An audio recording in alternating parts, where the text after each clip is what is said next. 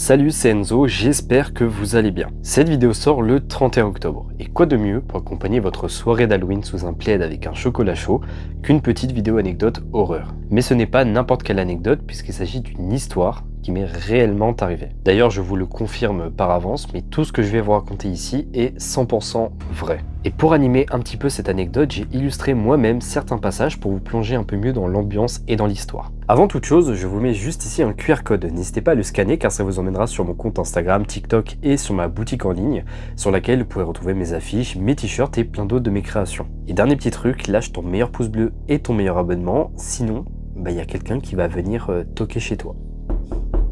Bonne vidéo.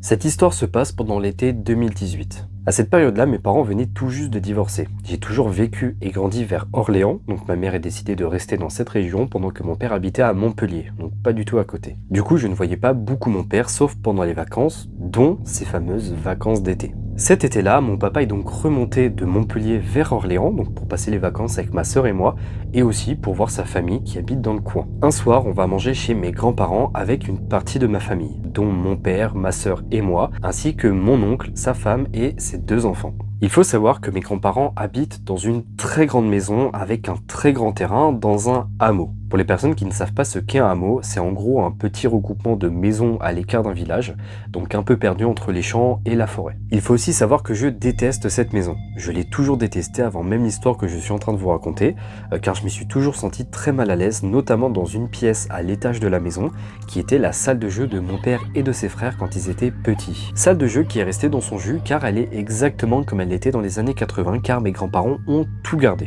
Et à chaque fois que j'essayais de dormir dans cette pièce, j'étais pris d'un très gros malaise, comme si quelqu'un était en train de m'observer.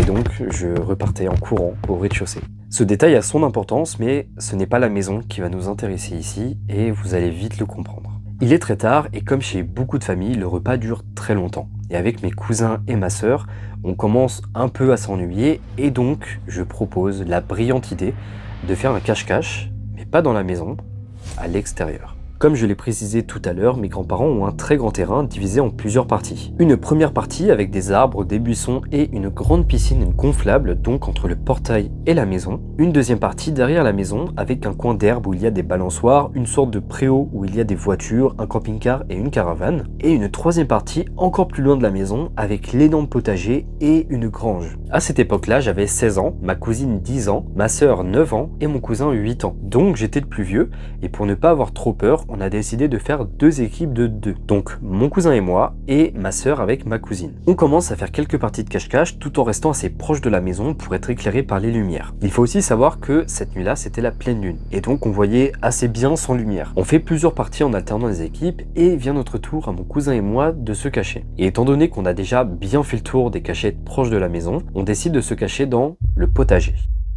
Mon grand-père cultive énormément de choses, c'est son passe-temps, donc il a plein de variétés différentes. Et avec mon cousin, on décide de se cacher dans ce qui me semble être un plant de maïs, en tout cas dans des plantes très hautes. On attend très longtemps avec mon cousin et les filles ne sont toujours pas là.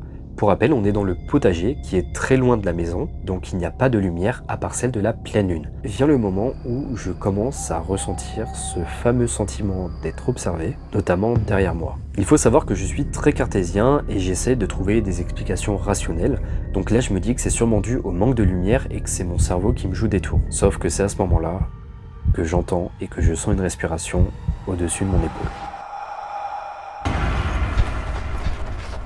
Ni une ni deux, je prends mon cousin et on tape un énorme sprint vers la maison pour rejoindre les filles qui nous demandent pourquoi on a couru. Mon cousin il ne comprenait pas non plus pourquoi j'avais couru et pour ne pas leur faire peur, je leur ai simplement dit que les filles avaient mis trop de temps à nous trouver. Étant très rationnel, je continue de croire que j'ai simplement halluciné puisque je suis le seul à avoir entendu cette respiration, mais on décide quand même de faire une autre partie de cache-cache, mais cette fois-ci, ce sera notre dernière, puisque vous vous en doutez, il va se passer quelque chose que je ne suis pas prêt d'oublier. C'est donc à notre tour, à mon cousin et moi, de chercher. À ce niveau-là de la soirée, je vous avoue que je me chiais bien dessus, donc je me suis permis de prendre le flash de mon téléphone pour que ça soit plus facile de chercher. On commence à fouiller dans la deuxième partie de la maison, mais on ne trouve personne. Donc on décide d'aller vers le devant de la maison, donc dans la première partie, là où se trouve la piscine gonflable. Donc on longe le côté de la maison pour arriver au niveau de la piscine. Je dirige donc brièvement la lumière de mon téléphone vers celle-ci, et c'est à ce moment-là que je distingue une tête dépasser de derrière la piscine, nous regarder avec un grand sourire et se baisser.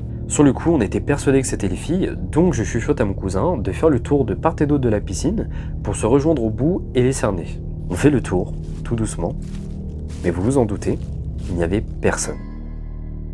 On se regarde parce qu'on comprend pas trop ce qui vient de se passer et on commence à chercher dans les alentours pour savoir si c'était pas les filles qui avaient eu le temps de se cacher autre part. On continue de chercher et on finit enfin par les trouver derrière un buisson à environ une trentaine de mètres de la piscine.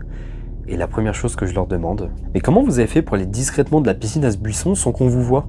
Ce à quoi elles me répondent, mais on n'a jamais été derrière la piscine. Mon sang se glace aussitôt, car je n'ai pas halluciné, car cette fois-ci je ne suis pas le seul à l'avoir vu. Mon esprit cartésien a tenté plusieurs fois d'essayer de comprendre ce qui s'était passé cette nuit-là, ce qu'on avait vu, si c'était les filles qui nous avaient fait une blague ou pas, ce qui n'était pas possible car entre la piscine et le buisson derrière lequel on les a trouvés, il y avait seulement un arbre et c'était impossible de courir et de se cacher sans qu'on puisse les voir.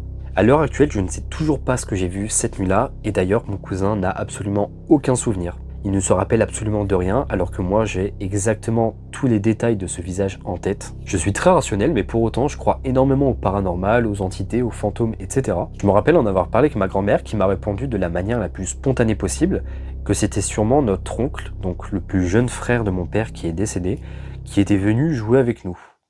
Voilà. Pour le coup, je n'ai absolument aucune explication sur ce visage et la seule explication que j'ai réussi à me faire, c'est que je venais d'assister à une apparition paranormale. Merci beaucoup d'être arrivé jusqu'ici, j'espère que mon anecdote vous aura plu.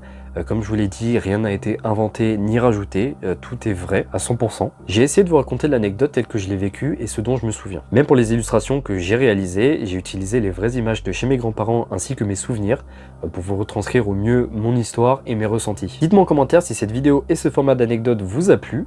N'oubliez pas le petit like, le petit abonnement, ça fait plaisir, ça me soutient et ça ne vous coûte rien. Et en plus de ça, ça vous permet d'être au courant des prochaines vidéos. Bah c'est trop bien en fait. J'ai beaucoup d'autres anecdotes que j'aimerais vous partager, dont une anecdote paranormale qui m'est arrivée plusieurs années avant celle que je viens de vous raconter.